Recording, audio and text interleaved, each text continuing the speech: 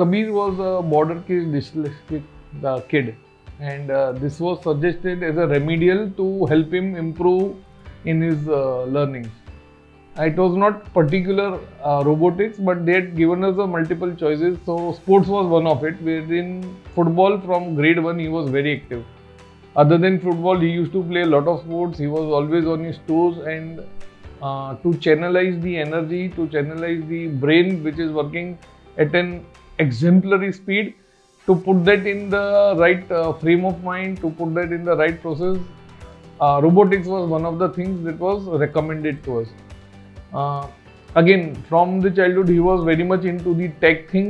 So we thought that robotics might help him. And first course, which was for about 2 or 3 months, we put him here and we asked him that if you are comfortable, then we can continue. If you are not comfortable, we find something else. And I think within a week or so, he was very much into this. And at home, he was always with the Legos again.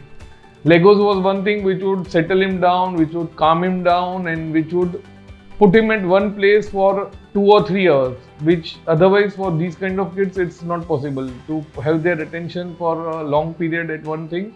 It was not possible. So Lego was one thing which would always calm him down, and then that was the logical thing to transfer from Lego to robotics thing.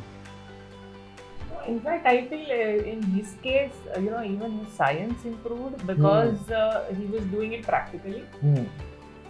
So for children who have learning disabilities, any subject which is completely academic is difficult unless you do it practically.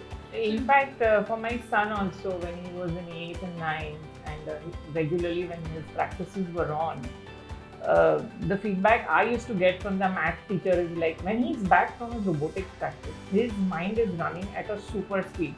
He's faster than me. His computation is so good and so perfect. So, people feel, how does it help? No, it helps.